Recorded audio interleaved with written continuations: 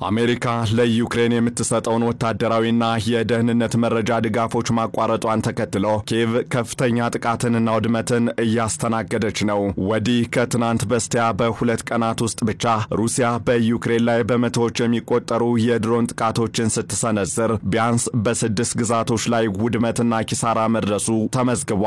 ወዲያ ደግሞ ካለፈው የነሐሴ ወር ጀምሮ የዩክሬን ወታደሮች የሩሲያን ድንበር አቋርጠው በከፊል የተቆጣጠሩትና ብቸኛው ኪየቭ በሞስኮ የተያዙባትን አካባቢዎች ለማስለቀቅ መደራደሪያ ይሆናል ብላ የምትጠብቀውን ከፊል የከርስክ ግዛትን ሩሲያ በእጇ እያስገባች ነው። በዚህም በዩክሬን ቁጥጥር ስር የቆዩት እንደ ማላያ፣ ሎክኒያ፣ ቸርካርስኮየ እንዲሁም ፖርቹኖይኮቲሳ የመሳሰሉ የከርስክ ግዛት መንደሮች መልሰው በሩሲያ ቁጥጥር ስር ሲሆኑ 30 ሺህ የሚደርሰውና ከርስክ ውስጥ የገባው የዩክሬን ጦርም ከበባ ውስጥ እየገባ ነው ተብሏል። ዩክሬን ራሷን ከጥቃት እንድትከላከል ጥብቅ የስለላ መረጃዎችን ሲያቀብላት የነበረው የአሜሪካው ማዕከላዊ የደህንነት ተቋም ሲአይኤ በትራምፕ ትዕዛዝ ድጋፉን ማቋረጡ ክፉኛ አደጋ ላይ እንድትወድቅ ማድረጉ ሳያንስ አሁን ደግሞ ፕሬዝዳንት ዶናልድ ትራምፕ መሪዋን ዘለንስኪን ከስልጣናቸው ለማውረድ ምስጢራዊ እንቅስቃሴዎችን ጀምረዋል ተብሏል። ይህንና ተያያዥ ጉዳዮችን በዛሬው ዓለም አቀፍ ትንታኔያችን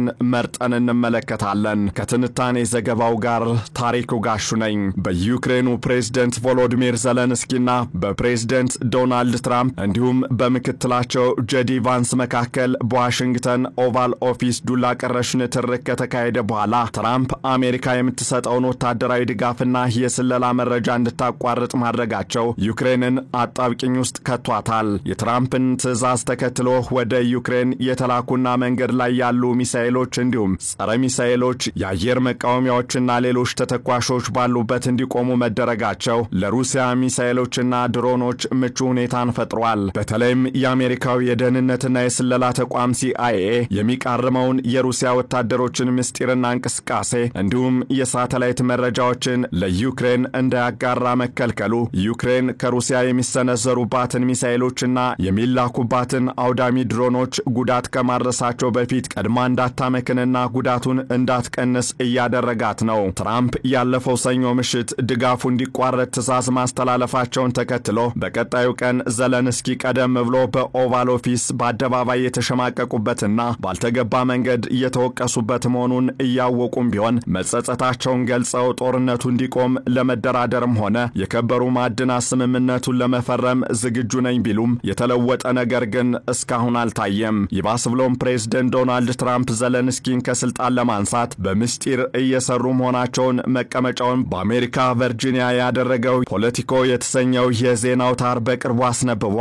በእርግጥ ትራምፕ የሚጓጉለትን የዩክሬንን የከበረ ማዕድን አሜሪካ በቀድሞ ፕሬዝዳንት ጆ ባይደን መንግስት በእርዳታ መልክ ለሰጠችው ድጋፍ ምላሽ ለማስፈረም በኦቫል ኦፊስ ሲጥሩ አቻቸው ዘለንስኪ መፈረሙን እፈርማለሁ፣ ግን ለሀገሬ ደህንነት ዋስትና ሊሰጣት ይገባል በማለታቸው በትራምፕ አስተዳደር ጥርስ በተነከሰባቸው በሁለተኛው ቀን በስልጣን የመቆየታቸው ጉዳይ ጥያቄ ውስጥ መግባቱ ተጠቁሞ ነበር።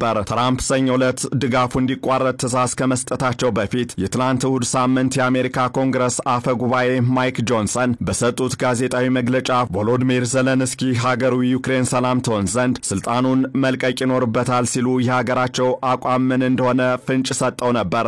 ጆንሰን አክለውም የሆነ ነገር መቀየር አለበት፣ ወይ ዘለንስኪ ወደ ቀልቡ ተመልሶ በአመስጋኝነት ወደ ጠረጴዛው መመለስ አለበት፣ ወይም ሀገሪቱን ሌላ ሰው መምራት አለበት ብለው ግልጽና የማያሻማ ንግግር አድርገው ነበር። የኮንግረሱ አፈ ጉባኤ ይህንን ባሉ በቀጣዩ ቀን ትራምፕ የድጋፍ ማቋረጥ እርምጃን ተግባራዊ ሲያደርጉና በዚህም በቀጣዩ ቀን ወደ ቀልቡ ይመለስ ወይም ስልጣኑን ይልቀቅ የተባሉት ዘለንስኪ መጸጸታቸውን ብቻ ሳይሆን በትራምፕ አመራር ስር ሆነው ለመስራት ዝግጁነታቸውን ሲገልጹ ጉዳዩ እዛው ላይ አበቃ ተብሎ ተሰንግቶ ነበር። ሆኖም ዘለንስኪ ምንም እንኳን የአቋም ለውጥ ቢያደርጉም የትራምፕ አስተዳደር ግን በነገሩ እየገፋበት መሆኑ እየተገለጸ ነው። ከዚህ ጋር በተያያዘም ከጥቂት ቀናት በፊት 4 የዶናልድ ትራምፕ የቅርብ ሰዎችና ከፍተኛ ባለስልጣናት ከዩክሬን ተቃዋሚ ፓርቲ መሪዎች ጋር ምስጢራዊ ውይይት ማድረጋቸው ተገልጿል። እናም የትራምፕ የቅርብ ሰዎች የሆኑት የአሜሪካ ባለስልጣናት ጦርነቱ እንዲቋጭ ከዩክሬናውያን በላይ የሚፈልግ አካል የለም፣ ግን የሰላም ድርድር የሚደረግ ከሆነ አደራዳሪዋ አሜሪካ የደህንነት ዋስትና ትስጠኝ፣ ደግሞም የድርድር ሂደቱ ሂደቱ አሜሪካና ሩሲያ ብቻ የሚነጋገሩበት ሳይሆን ባለጉዳዩዋ ዩክሬንም መሳተፍ አለባት የሚሉት ዘለንስኪ ስልጣን እንዲለቁ ለማድረግ የዩክሬንን ተቃዋሚ ፓርቲ መሪዎች በማነጋገር ሴራ ሸርበዋል መባሉ ጉዳዩን ጆሮ የሚይዝ አድርጎታል። ፖለቲኮ ፕሬዝዳንት ዘለንስኪ ከስልጣን እንዴት እንደሚወገዱና ከሞስኮ ጋር በቀላሉ ለመደራደር የሚመች ሌላ ፕሬዝዳንት ለመተካት ምስጢራዊ ንግግር መደረጉን ከሶስት ዩክሬናውያን የምክር ቤት አባላትና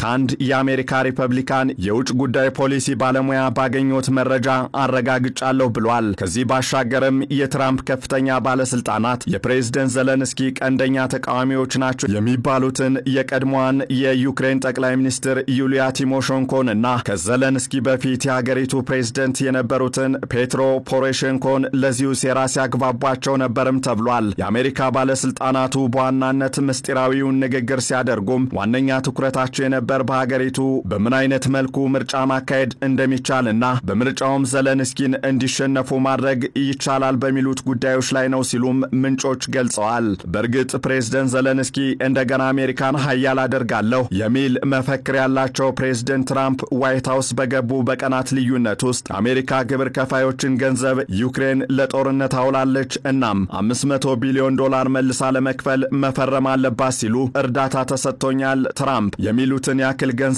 ዩክሬን አልተሰጣትም ደግሞም የተሰጠኝ ብድር ስለሌለ ይህንን ሁሉ ዶላር እመልሳለሁ ብዬ በመፈረም ትውልዱን ከፍሎ ወደማይጨርሰው ዕዳ አላስገባም ብለዋል። ሲቀጥልም ትራምፕ ልዑካቸውን ሳውዲ አረቢያ በመላክ በዩክሬን ጦርነት ጉዳይ ዩክሬንን ሳይጋብዙ ሲደራደሩ ዘለንስኪ እኛ ያልተሳተፍንበት ውይይት ተፈጻሚ አይሆንም በማለት መቃወማቸውን ተከትሎ በፕሬዝዳንት ዶናልድ ትራምፕ ምርጫ የማያካሂድ አምባገነን ከሞስኮ ጋር በመወገን ዘለንስኪ ሩሲያን እንደወጋ አድርገው በመናገር ዓለምን ከማነጋገር ባሻገር በጦርነቱ ምክንያት የተሰላቸው የዩክሬን ሕዝብ ለዘለንስኪ ድምፅ አይሰጥም በሚል ስሌት ቢያንስ ጊዜያዊ የተኩስ አቁም ስምምነትን ከሩሲያ ጋር እንዲደረግ በማግባባት ጦርነቱ ባይቋጭም ምርጫ በማካሄድ ሌላ ፕሬዝዳንት ወደ ስልጣን ለማምጣት ከፍተኛ ባለስልጣናት ወዳጆቻቸውን አሰማርተዋል። በርግጥ ዘለንስኪ ትራምፕም ሆነ የሩሲያ አቻቸው ፕሬዝዳንት ፑቲን እንደሚሉት በአምባገነንነት ምርጫ ሳያካሂዱ ስልጣን ላይ የተቀመጡ ሰው እንዳልሆኑ በዩክሬን የሚገኙ ተቃዋሚ ፓርቲዎችም በተደጋጋሚ ሲገልጹ ተደምጠዋል። ይልቁንም ሀገሪቱ በጦርነት ምክንያት በወታደራዊ ሕግ ወይም በማርሻል ላው ስር ስለሆነች አሁንም ሆነ የዘለንስኪ መደበኛ የስልጣን ጊዜ ባበቃበት ያለፈው ሚያዝያ ላይ ምርጫ ማድረግ ተገቢነት የለውም ነበር።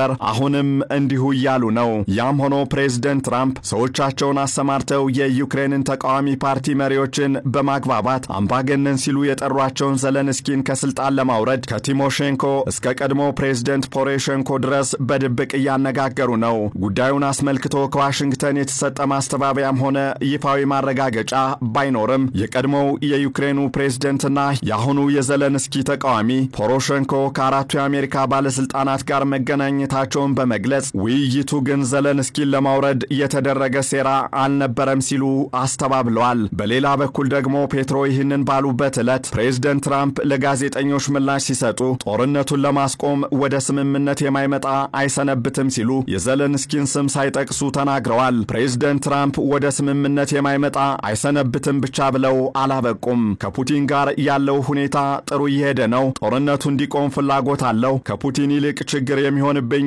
ዘለንስኪ ነው ሲሉም ተደምጠዋል። ትራምፕ ይህንን ያሉት ደግሞ ዘለንስኪ በእርሳቸው አመራር ስር ሆነው ለመደራደርና ለመፈራረም ፈቃደኛ ነኝ ካሉ ከቀናት በኋላ መሆኑ ለምን የሚል ጥያቄን የሚያስነሳ ጉዳይ ሆኗል። ያም ሆኖ የትራምፕ ፍላጎት ምንም ይሁን ምን ዘለንስኪ ከስልጣን ቢነሱ ሀገሪቱን ከማረጋጋትና ካለችበት የጦርነት ቀውስ ከማውጣት ይልቅ ወደ ከፋ ሁኔታ ይወስዳታል ሲሉ በርካቶች እያስጠነቀቁ ነው። ጥያቄው ከኮንጎ እስከ ሊቢያ፣ ከግብጽ እስከ ሶሪያ፣ ከኢራን እስከ ኢራቅ በሀገር ውስጥ ጉዳዮች ጣልቃ በመግባት ሲያስፈልግም ጦር በማዝመት መንግስታትን የመገለባበጥ ልምድ ያላት አሜሪካ ዩክሬን ላይ ምን ያህል ርቀት ትጓዛለች የሚለው ነው። ይህንን ዓለም አቀፍ ትንታኔ ስናዘጋጅ ፖለቲኮ፣ ዘ ጋርዲያን እንዲሁም ሮይተርስን በዋቢነት ተጠቅመናል።